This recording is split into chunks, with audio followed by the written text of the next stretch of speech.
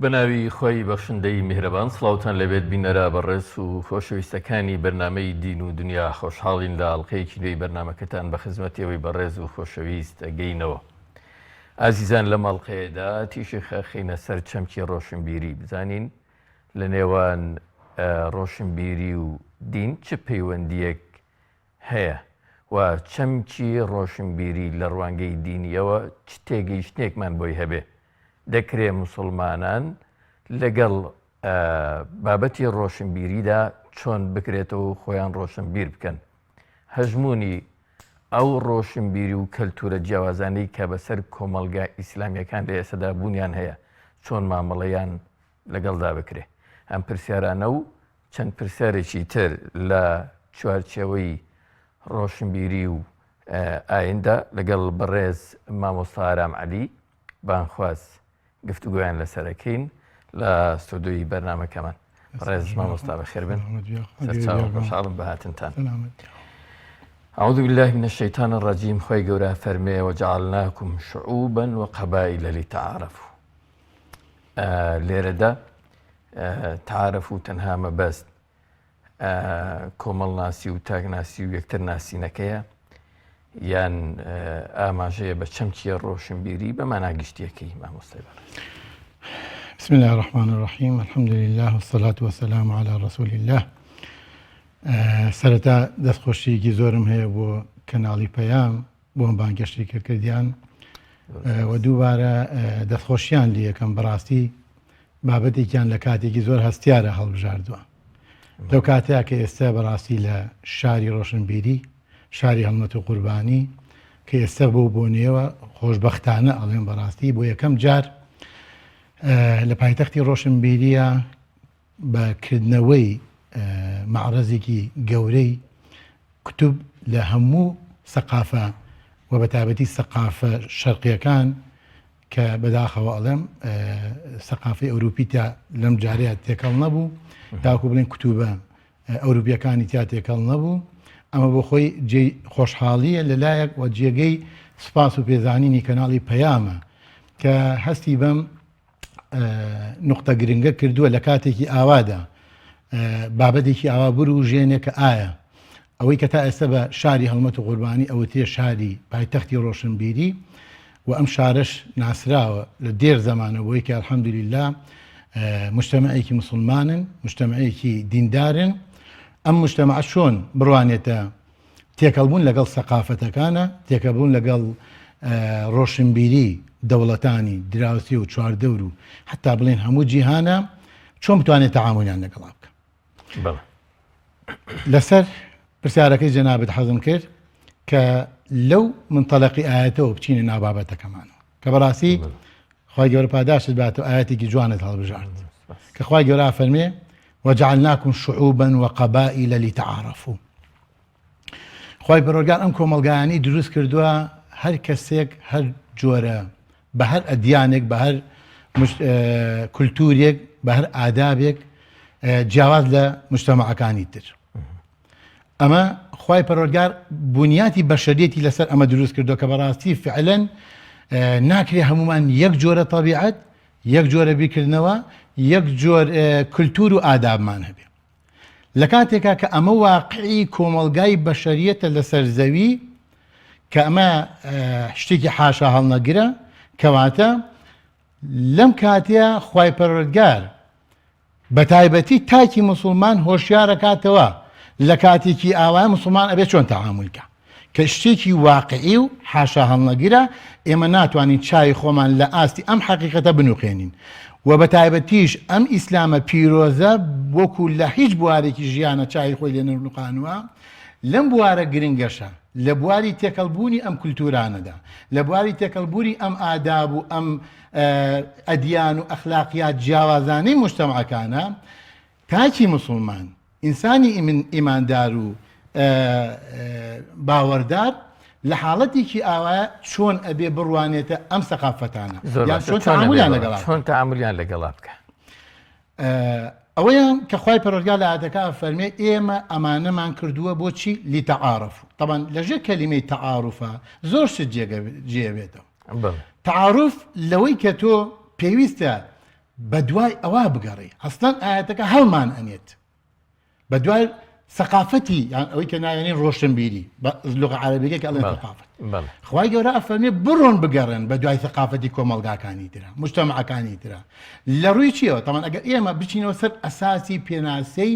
سەقافەت یانی چی ئەڵێ چی الذەکاء وسرعة التعلم فی چی ئەڵێ بریتیە لە زیرەکی و زوو خێرابوون و چۆنەڵێ سرعەتکردن لە فێربوونی چییە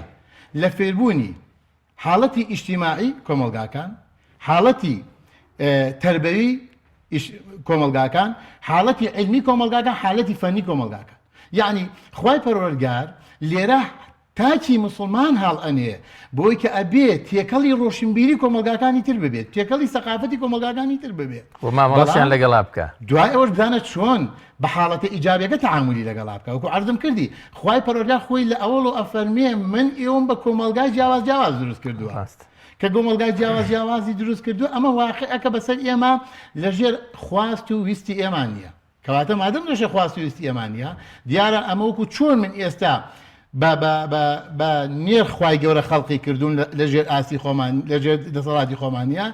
جیاوازی کۆمەڵگاکان ژێر دەسەڵاتی ئێمانە کەواتە خوای پەروەردگار ڕێگەشی بۆ داناوین چۆن لە کاتێکە ئێمە ڕوبەڕووی ئەم کۆمەڵگایانە ئەبینەوە لە هەموو بوارەکانی ژیانە چۆن تاکی مسلمان وەک مسلمان ئێمە هەڵبەتە لە بەرنامەکەمان قساکەین وەکو جەنابیشتان ئیشارەتان بۆ دواکە تاکی مسلمان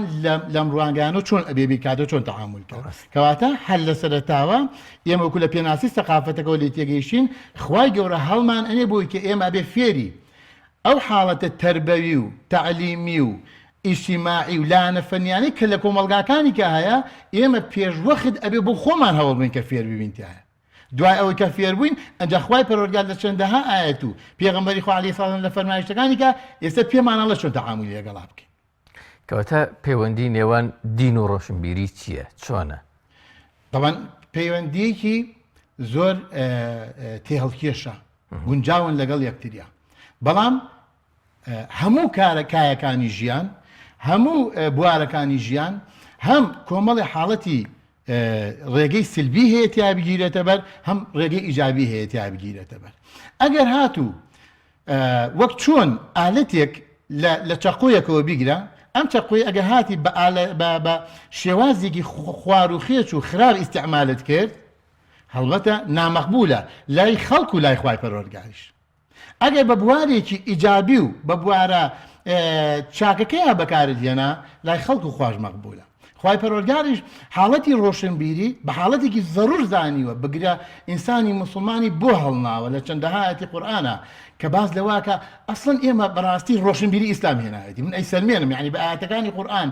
ڕۆشنبیری لە ئیسلامەوە سەرچاوە لە چ کاتێکی شار لە کاتێکە کە کۆمەڵگا لەو پەڕی جەهالەتا بووە بیستم مەسەر ئەو نقطەیەکە عەباس یعنی بڕۆ تەماشاکە حەز سەرەتای سوبحان الله ئەم ئیسلامەی ئێمە بەچی دەستی پێ کرد فەرمی ئیقڕە ئەو پێغەمبەرە نازدارەمان کە وەحی بووها بە کەلیمەیە دەستی پێکرد فەرمی پێویستە بخوێنیتەوە دەست بە خوێندنەوە بکەیت کەوانەیەکی بچوو خوێندنەوە لە هەموو بوارەکانە دەست لەم ڕۆژانەیە لەو تۆڕە کۆمەڵاتیانەیە لە فەیسبوک قسەی بریارێکی ئەڵمانیم کەوتە بەرچەوەڵێ ئەوانەی کە ئەڵێن ئەم دینە بە کەڵکیم سەردەمەنایە و دینێکی دواکەوت و پرێزی خراپی هەیە با بڕۆن ڕێزم بۆ بینەران و بەڕێزت وەک ئاژەڵ بژین چونکە ئەم بنەمای دامەزراندنی ئەم دینە لەسەر خوێندنەوە و معریفە و ڕۆشنبیری بنیاد نراوە دەستی وەکو عەرزم کردی کاک عەباس ئێمە ئەگەر بگەڕێنەوە سەر سەرەتای هاتنی ئەم ئیسلامە یعنی کاتێک ئەچی تەفسیری ئیقرە ئەخوێنیتەوە سبحان الله حەچی مفەسیرینە ئەو حەدیسە دێننەوە سەرەتا کە خوای ئەگەڕێنەوە سەر ئەسلی قەڵەمیش ناکە ئەو ئیقرەی کە خوای پەروەردگار بە پێغەمبەری عەلەیهی سەلام فەرمووە ئەڵێن خوای پەروەردگار یا وەکو لە تەفسیری سوورەتی نونە کە خوای گەورە سوێن بە قەڵەم ئەخوات باشە سوێن بەو دێڕانە ئەخوا کە قەڵەم ئەینووسێت یعنی تەماشاکەی سبحان الله چەند گرنگی بە ڕۆشنبیریکردنی ئینسان دراوە لە ئیسلامە یعنی خوای گەورە بە عەزەمەتی خۆی سوێن بەو قەڵەمە ئەخوا کە پێغەمبەری نازا صلی الله علیه وسلم ئەفەرمێ یەکەم شت خوای پەروەردگار خەڵقی کردووە چییە؟ قەڵەم بووە بە قەڵەمی فەرموو ئوکتوب بنووسە قەڵەم فەرمی ئەی خوایە چی بنووسم؟ فەرمی بنووسە ئەوەی لە دنیاە ڕوو ئەدا حتا قیامەت بنووسە باشە؟ ئەنجا کە دەستی کرد بە نووسین ئەو نووسینانی کە لە لەوح المەحفوظا بە قەڵەم نووسرا خوای گەورە سوێندی بە دێڕەکانیشی خوارد کەواتە سبحان الله تەماشاکە سەرەتای هاتنی ئەم ئیسلامە لە ئیقراءەکەەوە دەست پێ بکە لە دروستبوونی قەڵەمەکەەوە دەست پێ بکە هەتاوەکو ئەگەینە سەر ئەوەی کە پێغەمبەری نازا عەلەیهی سڵاو وەسەلام فەرمێ بەلیغوا عنی وەلەو ئایە کورە خەڵکینە یەک ئاەت لە منەوە فێربوون لەناو خەڵکا بڵاویکەنەوە بزانن ئەم دوانە بگەێنەوە بە یەک بزانە ئەم کۆمەلگایە لەسەر ئەساسی چی ڕۆشنبیریەک دامەدرا لە ئەو مجتەمەعە دوور لە سەقافەت و دوور لە ڕۆشنبیری گیان دەکوێ بێنە بەرچاوی خۆت گیانی کوێ ئەو عەرەبە نەزان و نەفامانەی کە بەڕاستی ئەگەر ژیانیان بخوێنیتەوە هەستەکەی مرۆڤایەتی لەو پەڕی قیمەی دواکەوتە نابوون لەو پەڕی قیمەی لە هەموو بوارێکە کاک ئەبادەگە تۆ تەماشا بکەی تاریخ بخوێنەوە ئێمە خۆ بڵێن تاریخ شاهیدی قسەکانی ئێمەیە ئەگەر لە ڕووی فکریانەوە بیخوێنەرەوە بدانە فکریان چەند داڕوخاو بووە لە ڕووی عەقیدیانەوە سبحان الله ئێستا ئەگەر کەسانێک بێنن عەقیدەی خەڵکانی زمانی پێش هاتنی ئەم ئیسلامە بخوێنەرەوە بزانە لە چ ماڵوێرانیەکا بوون لە چ سەرگەردانیەکا بوون ئەی بۆ ناچی بابی سلوکیاتیان و ئەخلاقیاتیان بخوێنیتەوە شەرمەکەی بەڕاستی ئەوەی کە ئەو مجتەمەعی تیا ژیاوە بە شەریعەت ئەمان باش مجتەمەعەکانی دوور لەمان باشتر نەبوون لەمان بگرە بەعەکسەوە لەوە چی ئەمان مستەقەفترین کۆمەلگا بوو بێتن لەو کاتەیە ئەوەی کە خەڵکێک باز لەوە ئەکەن وەڵاهی ئەمانە دواکەوتووترین کۆمەلگا بوو بێتن نەخێر ئەوانەی غێری ئەمان بوون ئەو جۆرە کەسانە بوون کە ئێستا لە فلیمەکانە زۆر جار ئەیبینین کە خۆمان ناوێنین حاشا لە ڕووی بەرنامە و جەنابتان و بینەرانی بەڵات ئەڵێن وەحشیەکان تەنها ئەوەیان زانیوە کە بگرۆ بکوژە بخۆ هیچیکیان نەزانیوە ئەمە سەقافەتی کۆمەلگاکانی غێری عەرەبیش بووە لەو کاتەیە ئەنجا بڕۆ تەماشا کە بزانە ئیسلام وردە خەڵکی گەیاندە چ مستەوا و ئاستێ بزانە ئەم خەڵکە دواکەوتووە لەم هەموو بوارانەی ڕۆشنبیریە گەیاندێ ڕادێک لەگەڵ ئیمپەراتۆریەتی فارس و ڕۆما ئەوەستان و قسەیان ئەکرد و حیواریان ئەکرد و متەحیرە بوون لە قسەیان و لە گفتاریان و لە سەقافەتیان بۆیە بەڕاستی من ئەڵێم تاریخی ئیسلام لە سەرەتای هاتنیەوە گرنگی داوە بە بواری ڕۆشنبیرکردنی تاکەکان هەتاوەکو بەڕاستی بزانن لەگەڵ ئەو فەزایی کە تیا ئەژین لە هەموو ڕوویەکانیەوە چۆن تەعامولەکەن سەردەمانێک نێوە دوورگەی عەرەبی و ڕۆژهەڵاتی ناوەڕاست لە سایی ئەو پێشکەوتنە جیاوازانەی مەسەن لە بواری ئەستێرە ناسیە لە بواری بیرکاریە لە بواری پێکەرتاشیە لە بواری بنیادنان و دروستکردنی باڵەخانەکانە هونەرە جیاوازەکانە ئەسڵەن یعنی گەیشتە لووتکە ئەو قۆناغی کە پێوترێ ڕەنساس و ڕۆشنگەری یەکێک لە سەرچاوە سەرەکیەکانی کە لە ئەوروپاوە مەسەلەن وەریان گرت و ئەم قۆناغیان پێناونا و پێگەیشت ناماستە لەوێ ئەو ڕۆشنبیری و سەقافەتە ئیسلامی بوو کە لە خۆرەڵاتی ناوەڕاست و لای عەرەبەکان بەتایبەت هەبوو یعنی ئەمە ئەکرێت چۆن دووبارە بێتەوە جارێکی تر هەڵبەت ئەو شاهیدی کە ئێستا جەنابەت ئیشارەت پێدا با خەڵک چاک ئەوە بزانێ شاهیدی کاک عەباس نییە شاهیدی ئێمەی موسڵمان نییە ئەو شاهیدیانە ئێمە لە ئەوروپیەکانمان وەرگرتوێتەوە ئێمە لە تەقریرێکی تازەیە خوێنمەکەیکی لە عالمەکان ئەڵێ ئەو عیلمی ئێستا ئێمە پێی گەیشتوینەتە فەضاکان لە ئەنجامی 3 کتوبی جامعەی ئەزهەرەوە دەستمان کرد کە لە فۆتان ڕزگارمان کرد لە کاتێکە کە هەموو کتوبەکانی جامعەی ئەزاریان خستە ناو دەریای سوور و سوتانیان بە فیڕۆیاندا ئەڵێ 3 کتێبمان ڕزگار کرد ئەو 3 کتێبە ئێمە گەیاندە ئەم سەقافە ئەم ڕۆشنبیریی کە ئێستا پێی گەیشتوین خەڵکێکی ناحەس خەڵکێکی کوێر نەبێ کە چاوی هەڵمایە بە ڕۆشنبیری ئیسلام و بە تاریخی ئیسلامیە هەموو دوژمنەکانی ئیسلامیش شایەتی و گەواهی ئەوە دەن کە بەڕاستی ئیسلام لە شلەپۆپەی بەرەو پێشچوونی عیلم و زانست و زانیاری و پێشخستنی کۆمەلگای مجتەمەعی بەشەری بوون لە هەموو بوارەکانی ژیانیانە لە بواری عیلمیە لە بواری حاڵەتی ئەخلاقیە لە بواری فکریە لە بواری عەقائیدیە لە بواری ئەوەیە کە تاک بناسیێنی وەکو کە تۆ چ کائینێکی لەم کۆمەلگایە جەنابی مامۆستا لە سەرەتای بەرنامەکەەوە جەنابەت ئاماژت پێدا کە ساتە وەختێک ئێمە ئەم بەرنامەی تیاکەین کە پێشنگایکی نێودەوڵەتی بۆ کتێب لە شاری ڕۆشنبیری پایتەختی ڕۆشنبیری شاری سلێمانی کراوەتەوە و لە ئێستاشدا بەردەوامی هەیە. زۆر باشە لەم پێشنگایەدا با بڵێن دەیان جۆری کتێبی ڕۆشنبیری و سەقافەتی جیاواز و فکری جیاواز لە دووتۆی هەزاران کتێبە لەوێ هەیە و ئامادەیان هەیە. ئیسلام چۆن مامەڵە لەگەڵ ئەم سەقافەتە جیاوازانەیەکە لەگەڵ ئەم کەلتورە جیاوازانیانەکە قبوڵیەتی مامەڵەیان لەگەڵا بکە یان ڕەدیانەکاتەوە. دەست خۆش بێخوا طبعاً هەڵبەتە وەکو لە سەرەتای بەرنامەکە ئیشارەمان پێدا ئەمە کە واقعەکە و حزوری هەیە لە ناو کۆمەلگای بەشەریەتە خوای گەورە بێحل ئەو مۆزوعی بۆ موسڵمانان بەجێنێشتووە. بۆیە وتم کاتێکە واقعێکی ئاوا دێتە پێشەوە ئیسلام دڵنیا بەلەوەی کە چارەسەری بۆ زۆر شتی بەسیتر لەمانە داناوە قابل لە بڵێ ئەم شتانی لەبیر چوو بێ. بۆیە بەڕاستی ئەگەمە ئەوەی کە ئەو حەدیثانە مێتەوە یاد کە پیاوێکی سەحابەیەکی وەکو ئەبوو بەکری سدیق ئەفەرمێ ئەگەر سەرە گوریسی حوشتەکەم لێون ببێ لەناو قورئانە دۆزمەوە. هەموو کەس دەزانێت سەرە گوریسی حوشتەکەی ئیمامی ئەبوو بەکر لەناو قورئانە نییە. بەڵام ئەڵێ قورئان ئەمەندە ڕێڕۆشنکردنەوەی بۆ کردووم، ئەمەندە ڕۆشنبیری کردووم، ئەمەندە مستەقەفی کردووم ئەزانم چۆن پێ هەڵگرم بۆ دۆزینەوەی سەرە گوریسی حوشتەکە. مەقولەیەک هەیە ئەگەر هەڵە نەبم لەگەڵ ئیمامی ئەبوو حەنیفایە چیرۆکێکە کە ئەڵێن کابرایەک هاتە لای وتی ئێوە ئەڵێن لە قورئانەکە ئێمە هەموو شتێ باس کراوە، باسی هەموو ڕوونکردنەوەیەکی کردووە، دی باشە من پێتەڵم بزانم لە فەردەیە ئاردا چەند گون هەویری تیاابێ. بۆ خۆی پرسیارێکی جوانیشە پرسیارێکی جوانە وتی من قەت نەبینیوە لە ناو قورئانە باسی ئەوم بۆ بکا کە فەردەیە ئار چەند گونی هەویری تیاابێ. ئەبوو حەنیفەش وتی چۆن باز نەکراوە؟ بەڵێ باز کراوە، وەرە دوانکەوە با من لە قورئانە پیشانت بم. کابرا دەستگرت و بردی لای نانەوایەک پرسیاری لە کابرای نانەوا کرد وتی ئەزانیت زەحمەت نەبێ توانی پێمان بڵێ لە فەردەیە ئاردا چەند گونی هەویری تیاابێ؟ بۆ نمونە جوابی داوە دیگاکە 100 گونگ. دوایی بە کابرای وتی ئەڵێ 100 گونکی تیاابێ. وتیجا بۆ خۆمیش ئەمزانی بێم پرسیار لەم کابراایەکە وتم لە قورئانەکە تا پێم بڵێ. وتی من قورئان ڕێنمایی کردم، ئەو قورئانی کە خوای پەروەردگار بۆ ئێمەی ناردو ئەفەرمێ فەسئەلوا ئەهلە الذیکر ئین کونتم لا تعلمون. ئەگەر لە شتێکا خۆ عیلم لەو بوارە زۆر نەبوو، لەو بوارە زۆرت نەئەزانی، خۆ ئەزانی کەسانێکن لە بوارە زۆر شارەزان بڕۆ پرسیاریان لێکە. هەر قورئان فێری کردم کام کابرای نانەوایە لە من زۆر شارەزاترە لەو مەسەلەیە بۆیە منی فێر کرد. وتی ئەشهد أن لا إله إلا الله وأشهد أن محمد رسول الله. بەڕاستی ئەمەیە کە ئێمە ئەڵێن ئێمە ئەگەر بە وردی لە قورئان بڕوانین زۆر بواری ژیانی بە جوانی و بە واضحی بەڕوونکردینەوە.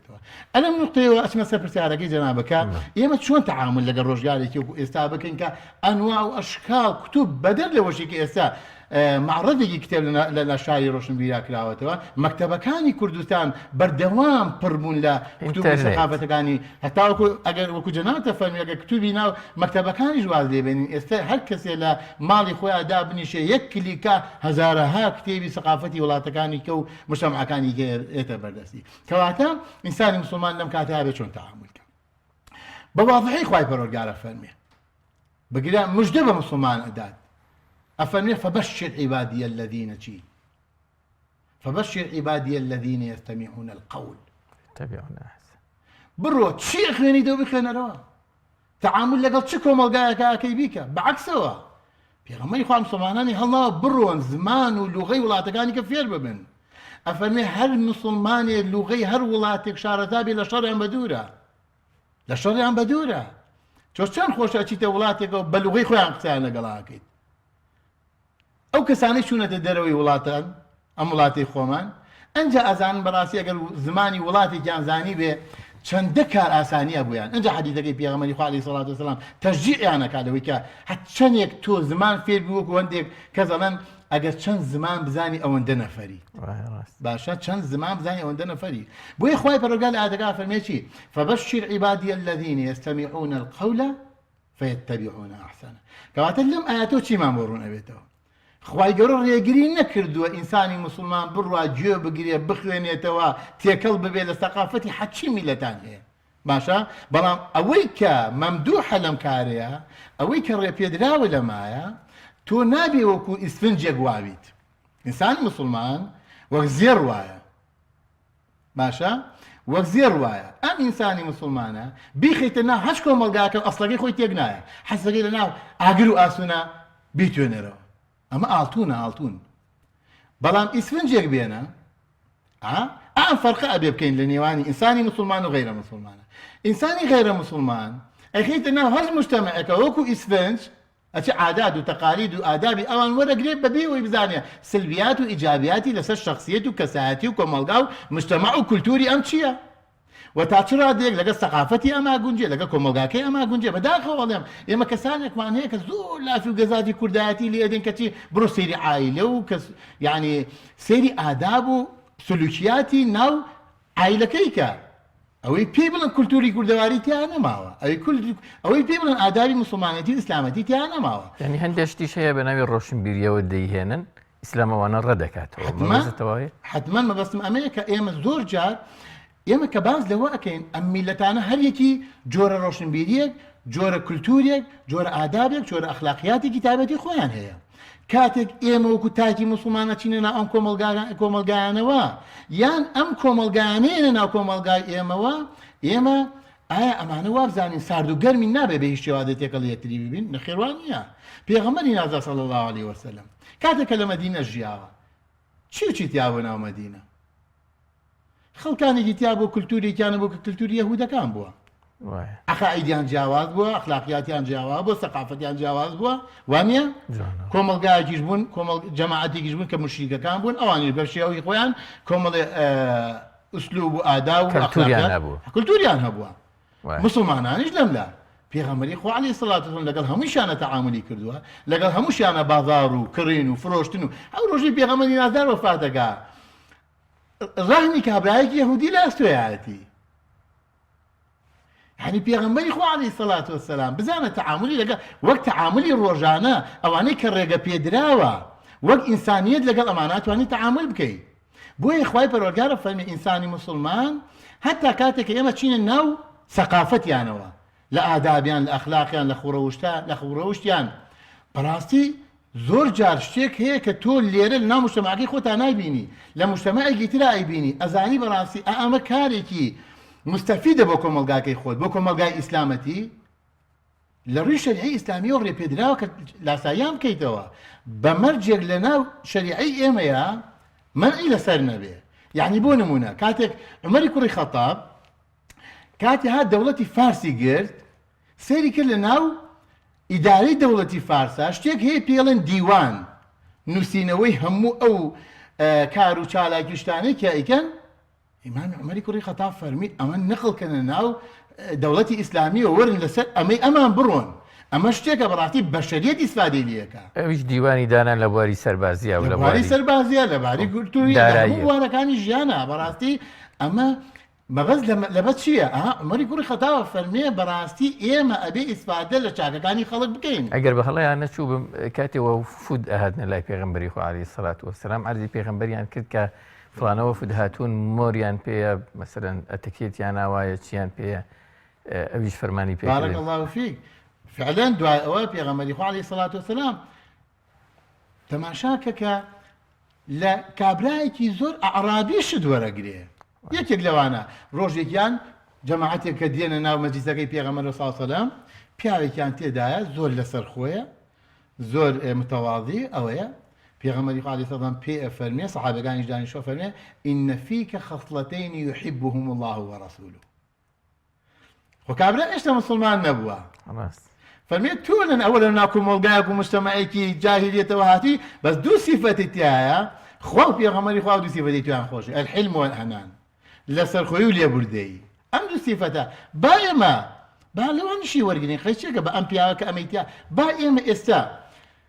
بەداخەواڵم کە بەڕاستی ئەوەی کە ئێمە لە هەندی حاڵەتی ئەوروپایە ئەیبینین لە تەطبیقکردنی قانون لە پاراستنی مافی تاکەکان لە گێڕانەوەی حەق بۆ کە شەخسەکان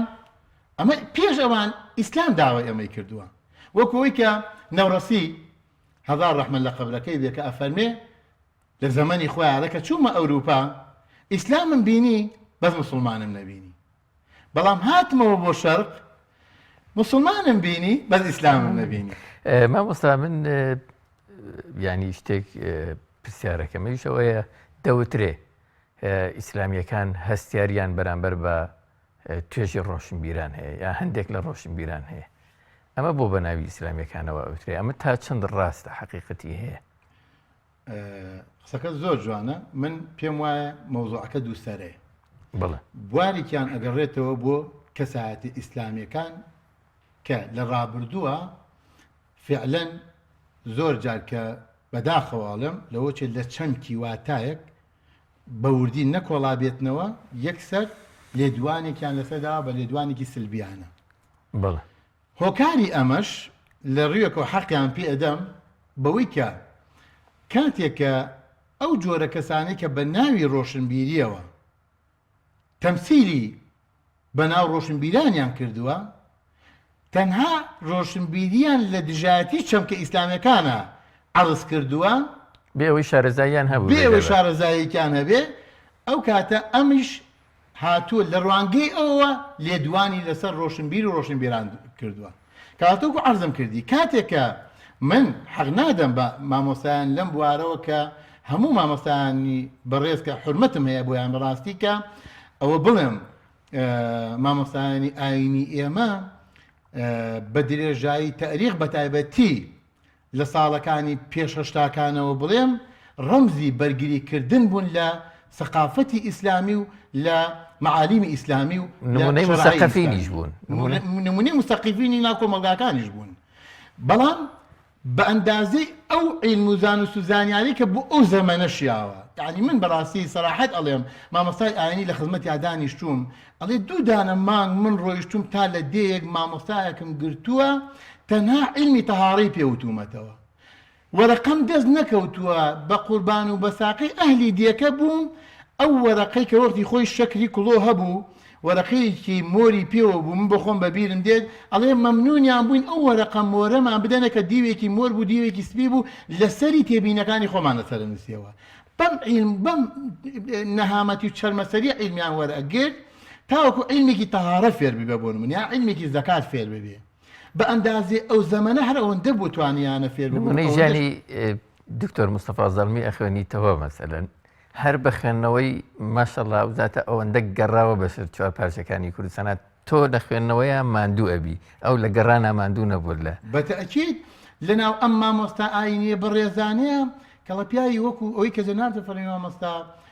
مستەفا زەڵمی دکتۆر مستەفا زەڵمی بەڕەحمەت بێ مامۆستا مەلاحمەی شارە زووری مەلا محەمەی شارە زووری هەزار زانای ئاینی ئەم کۆمەلگای خۆمان کە بەڕاستی نمونە بوون، یعنی مامۆستا عەبدولکەریمی مدەڕیس ئەمانە نمونەی سەقافەت بوون لە ئەم کۆمەلگایەمانە. بەڵام مەبەستەکەم ئەمە بوو لە کاتێکا زۆر جار کە مامۆستایانی ئێمە یاوەکو خەڵکانێکی ڕابردووی ئێمە کە کولەن ڕۆشنبیری و ڕۆشنبیرانیان ڕەت کردی بێتەوە لە هەندێک وتار و گفتاریانە هۆکارەکەی ئەوە بوو لە ڕەتفیعلا بینیوانە خەڵکانێک بە ناوی ڕۆشنبیری و ڕۆشنبیرانەوە هاتوون دژایەتی چەمکە ئیسلامەکانیان کردووە و ڕۆشنبیریان تەنها لەم بوارەیە گیردا بوو و ئەنزانیوە کە بەڕاستی ڕۆشنبیری تەنها ئەم چەمکان ئاگرێت. تۆ کە بێگومان نەخێت چەمکێکی زۆر فراوانترە بەشێ لە حاڵەتی سلبیتە و ئەتوانم بڵێم بەشێکی زۆر حاڵەتی ئیجابی. باقسەیش لە حاڵی ئیسلامیەکانی خۆمان و مامۆستایان و بەڕێزانەی کە لە چوارچەوە ئیسلامێکی جیهانە بێت تۆ بکەین کە بۆچی لە ئاستی پێویست تا ڕۆشنبیریان نییە، ڕۆشنبیریان لاوازە، هەر خۆیان گرتووە بە چەند کتێبێکی مەحدود و دیاری کراوەوە مەسەلەن لە مەجالێکە کە پێویستە ڕۆشنبیریان هەبێ وەکو جەنابەت وتت ئەو هەموو فەزاکراوەیە کە ئیسلام ئەمری پێەکە و ڕێگەی داوە بەڕاستی بۆ مامەڵەکردن لەگەڵ ڕۆشنبیری و کەلتورە جیاوازەکانە چ جای ئیسلامیەکانیش با بڵین، بەڵام لە ئاست ئەوەیە زۆر لاوازی دیارە زۆر کەم و کورتیە بیندا ئەمە بۆچی ئەگەڕێتەوە؟ سەرەتا ئەمێ ئەو بڵێم زۆر ڕێز و سپاس و ستایشم هەیە بۆ مامۆستایانی ئاینی ئەمامە پاکی ئەم کۆمەلگایە کە بەڕاستی ئەرکێک لە زەمنێکا کە لە ئەستویان نابوو بە ئەمانەت گەیانە دەستی ئێمە. بەڵام باید حەقیقەت بڵین ئەم شەریعی ئیسلامیە ئەم بەرنامی خوای پەروەردگارە مڵک و ماڵ نیە لەسەر مامۆستای ئاینی بەتەنیا. با ئێمە تەنها ئەوان تاوانبار نەکەین بە پێچاوانەوە ئەڵێم ئەوان ئەوەندەی لە ئەستویان نابوو لە زەمەنی خۆیان و لە زروفی خۆیانە بە ئەمانەت ئەوەی توانیان گەیاندیان. یعنی بۆ نمونە ئەڵێم کە مامۆستایانی ئاینی بەڕێز لە ڕابردوودا حەچی بوارە کۆمەڵایەتی ئیجتیماعیەکانی ئەم کۆمەڵگای من و تۆیە لەسەر دەستی ئەوانە ڕۆشۆ بەڕێوە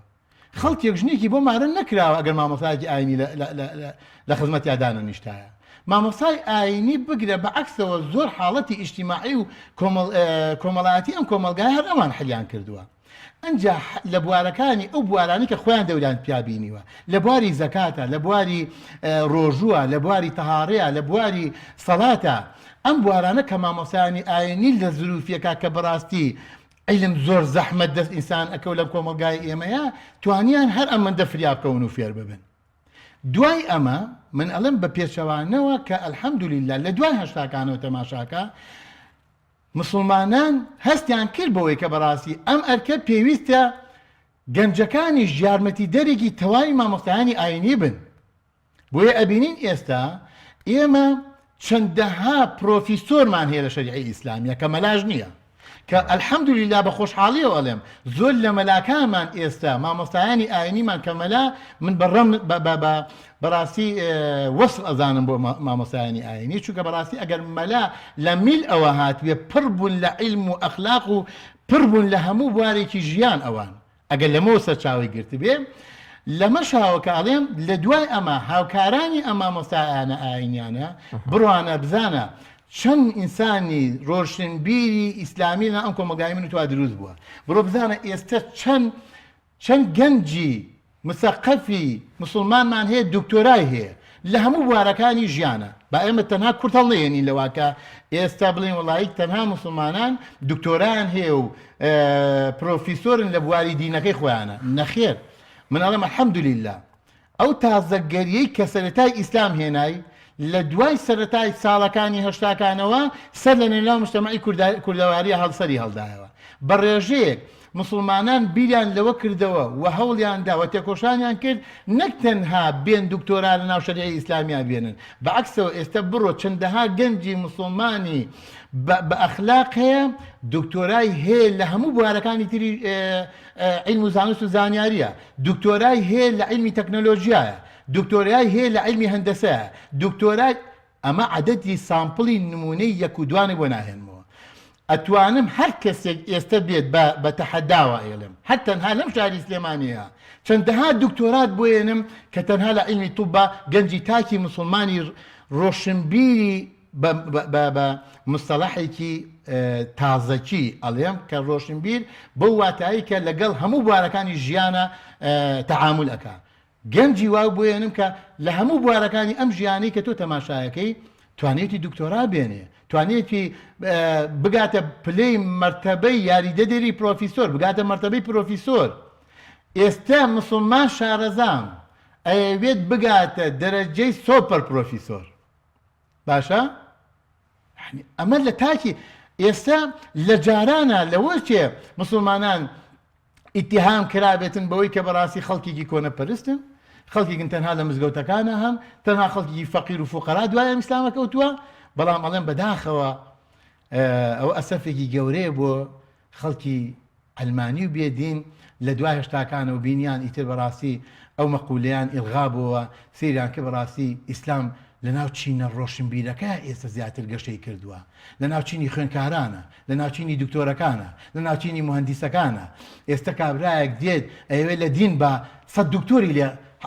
ڕاستە بێتەوە بە 1000 بەڵگەی علمی بە 1000 بەڵگەی واقعی بە دوور لەوە دەلیلی ئاەت و حەدیث دێت واقعی بۆ ئەسەلمێنی و ڕەدی قسەکانی پێ ئەداتەوە کە ئەمە جێی دڵخۆشکەریە بۆ ئەم مجتەمەعی ئێمە کە ئەلحەمدولیلا هەموو کات ئێمە وتومان ئەم کۆمەلگای ئێمە کۆمەلگایەکی مسلمانە ئەگەر لەم لاو لێرە و لەوێش خەڵکانێک ویستێتیان بە ئاقاری و بە توولە ڕێیەکیانە بەرن ومێدوانەی ئینشاءڵڵا لە داهاتوویەکی نزیکە هەموو ئەو مسلمانە بێنەوە سەر ڕاستە شەقامەکەی خوای پەروەردگار و بەواتە حەقیقەکەی لە ئیسلام تێبگەن مامۆستا بەڕێز ئێستا زۆر مەجای ڕۆشنبیری کراوەتەوە بە تایبەتی لەم سەردەمەی ئێستا کە سەردەمی مەسەڵەن ڕۆشنبیری لە ترۆپیایەتی پێگەی ڕۆشنبیری ئیسلامی زەرورە هەر بەپارێزرێ یان بە جۆرێکی تر ئایا پێگەی ڕۆشنبیری ئیسلامی لە نێو ئەو ڕۆشنبیریە فراوانەی کە ئێستا دنیای داگیر کردووە لەکوێیدایە؟ قسەکەت زۆر جوانە ئەمە قولەیەکی بێخستمەوە کە مەقولەیەکی کوردی هەیە ئیتر والله أعلم لە لوغەکانی تریش هاتبێیان نە ئەڵێ تاکی مسلمان پێویستە لە شتێکە هەموو شتێ بزانێ یاوەکۆڵێ لە هەموو شتێ بزانێ لە شتێکیشە هەموو شتێ بزانێ وردی گەینەوە یانی چی ئێمە وەکو مسلمان لە شەریعەکەی خۆمانە لە تەقافە ئیسلامیەکەی خۆمانە لە تاریخی خۆمانە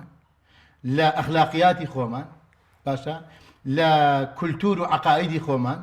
پێویستە بەڕاستی قاڵ بینەوە پێویستە تاکی مسلمان بزانێ عەقیدەکەی چییە بزانێ ئەخلاقیاتی ئینسانی مسلمان چییە تا چنێک سنووری ئەخلاقی توێ تا چنێک شەریعەتی ئیسلامی ڕێی داوە تۆ هەڵسو کەوتەکانت ئەنجام بدەیت باشە لە ڕووی فکرەوە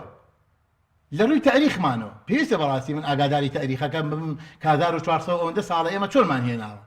بەداخەوە لە مەسەی ئێمە زۆرمان ئاگامان لە تاریخەکەی خۆمان نییە خەڵکێک لەوەی لەلایەن لەلا قسێکمان پێ بڵێ کاکە لە تاریخی تۆیە بڕۆ هەمووی شەڕ و شۆر بووە ئیتر بۆ خۆی ئێمە بۆ خۆمان کفە بینەوە و سەرمان داخەین و ناتوانین بەرگری بکەین زۆر جا من لە مەجالیسا بینیوە ئەوانەی کە خۆشیان بە ئیسلامان نهاتووە وەک مێش لکاون بە نقطەیەکی بچکۆلەی ڕەش کە لە تاریخی ئیسلامیان ڕوویا بێ ئیتر تاریخێکی 1400 ساڵی لە کولتوری ئیسلامی بیرچۆتەوە بەڵام نازانێت کاتێ مەغۆل هات بەغدای پایتەختی ئێستای عێراق لە چ ترۆپکێکی ڕۆشنبیری و نووسین و خوێندنەوە ئەو بابەتانە بوو ئەوترێ هەرە و کتێبانەی کە خرانە ناو ڕووباری دیژەوە ڕەنگیاوەکەی گۆڕی بەڕاستی ئەمە ئینسان ئەگەر نائینسافانە تەماشانەکە فعلەن وایە ینی ئەمە گەر سەیری سەقافی ئیسلامی بکەین ئەمەیە کە ئینسان وەکو عەرزم کردی تاکی مسلمان بچینەوە سەر مەقولەکە پێویستە لە سەقافە ئیسلامیەکەی خۆمانە قاڵ بینەوە بەداخەوەڵم ئێمە لەگەڵ ئەوەی کە ئیشارەمدا بەوەی کە سوپاس بۆ خوای پەروەردگار تاکی کۆمەڵگەی کوردەواری بە تایبەتی تاکی گەنج زۆر باش گەڕاوەتەوە بۆ ئیسلامە و زۆر باش مەراحیلی گەورەی بڕیوە لەگەڵ ئەوەشە ئەگەر لە ڕووی عامەوە تەماشا بکەین ئێشتا نەقسمان هەیە ئێشتا وەکو پێویست ئاستی پێویستانین یعنی پێویستی ئێمە هەموو تاکێک وەکو لە سەرەتا ئیشارەم پێدا دین ماڵ نییە لەسەر تاکێک لەسەر مامۆستایانی ئاینی لەسەر چین و توێژێکی تایبەتی لە ناو موجتەمەعی ئیسلامیە دین بۆ تاکەی ئەم کۆمەلگا ئیسلامەتی هاتووە بۆیە ئەبێ هەر یەکێک لە ئاستی خۆیەوە خۆی بە خاوەنی ئەم ئیسلامە بزانێ پێویستە لە هەموو بوارەکانی دینداری خۆمانە ئێمە قاڵ ببینەوە لە هەموو بارەکانی ئیسلامەتی خۆمانە بەڵاتی شارەزاییمان هەبێ مەقولەکە بەشی دووەمی ئەڵەچی و پێویستە لە هەموو شتێکیش شتێ بزانێ ئەو کاتەکە من لە سەقافە ئیسلامیەکەی خۆمە قاڵ بوومەوە پێویستە لە سەقافەتەکانی تریشە شتێکی هەر لەبارەوە بزانم یعنی کاتێکە باسێکی سەقافەی ئەوروپین بۆ ئەکرێ من ئەبێ شتێکی لێ بزانم چەندێکی لەگە منا گونجاوە چەندێکی نەگونجاوە چەندێکی لە ڕووی شەریعەتی ئیسلامی و ڕێپێدراوە چەندێکی ڕێپێ نەدراوە یعنی هەر بۆ من دیکە من سەقافیەکەم لای ئەوانە بینی یەکسەر من وەکو عەرزم کردی ببم بە ئیسفەنجەکە هەڵی ببژم نەخێر لە ڕۆنگەی ئیسلامەتیەوە ئاوا تەعامل لەگەڵ سەقافەتی کۆمەلگاکانی کانەکراوە هەمووسا زۆر تەرکیز لەسەرەوە کرێت لە سەردەمی ئەم ڕۆمانەدا وترێ بخوێنەوە هەرچی بێ هەر بخوێنەوە تۆ لەگەڵ ئەوە یای هەرچی بێ هەر بخوێنرێتەوە کافیە یان پێویستە مەسەلەن خوێندنەوەکە گشتگیر بێ بە تایبەتی کە ئێمە سەقافاتێکی ئیسلامیمان هەیە نابێ گەنجی مسلمان بە تایبەتی لەم کۆمەلگایانەی ئێمە ینی خوێندنەوەی ئاینیان هەڵبەتە یەکێک لە چەمکەکانی ئیسلام بەڕاستی زۆر گرنگی بە چی ئەدات بە تەمەنی ئینسان بە کاتی ئینسان سیری قورئانکە سیری حەدیثەکانی پێغەمبەر عەلەیهی سەڵاتو وەسەلام خوای گەورە ئەم تەمەنی بە ئەمانە لای ئێمەداناوە کەواتە خوای گەورە لە ئاەتێکا فەرمێ وا ئەزانی من ئێوەم دروست کردووە بە هەوانتە لێتان نەپرسمەوە لەو تەمەنی کاتانە پێغەمبەری خوا عەلەیهی سەڵاتو وەسەلام فەرمێ ئینسان لە ڕۆژی قیامەتە چوار پێ هەڵنایەنە تا چوار پرسیاری لێ نەکرێ سوبحان الله سەیری ئەو چوار پرسیارەکە دوانیان لەگەڵ تەمەنی ئینسانێتی یەکیان ئەفەرمێ هەموو تەمەنە لە چیا سەرف کرد دوای ئەفەرمێ ئەگەرجێتێکە لە چیا سەرف کرد لە دوای ئەوە خوای پەروەردگار لە سوورەتێکە بە سوێن ئەخوا فەرمێ وەلعەسری سوێن بەکات ئین الئینسان لەفی خسر باشە بۆ چونکە ئینسان نازانن کاتەکانیان لە چیا سەرف بکەن ئەمەیە کە ئەم بێنێتە سەر قسەکەی جەنابەت ئێمە هەر بخوێنینەوە نەخێر ئەبێ بەڕاستی بزانین چی ئەخوێنینەوە ئەبێ بزانین تەفەهومی چی ئەکەین ئەبزانی چ خوێندنەوەیەک مەساری ژیانی خۆم و کۆمەلگاکەم ئەگۆڕێ یعنی من دانیشتم بە دیار سی خوورمەیەکەوە بەس خەریکی قاقا پێکەنین بم وەڵاهی ئەمە سوحبەت و قسەی خۆشە وەختێک گەزانم لەو سەرۆبیانی تا ئێوەرە دانیشتمە دا قسەی خۆشەوە چی میسفادە کرد دەر پێکەنین نەبێ یعنی بەڕاستی ئینسانی مسەقف و ڕۆشنبیر ئەوەیە کە نامیلکەیەک کتێبێک هەڵ ئەبژێرێ سەرەتا سەیری عینوانەکەیەکە ئەم عینوانە چ تەغیرێک لە ژیانی ڕۆژانی خۆی بە کۆمەلگاکەی ئاکات ئەمە ڕۆشنبیر دروست دەکات هەڵبەتە لە پێناسی ڕۆشنبیریە کە لە سەرەتا ئیشانە پێدا کۆتایین پێنەهێنا لە پێناسەکەی ئەڵێ لە دوای ئەوەی کە زەکا و سورعەتی وەرگرتنت هەبوو لە حاڵەت لەم حاڵەتانێک کە باسم کە ئیجتیماع دوای ئەفەرمێ چی ئەڵێ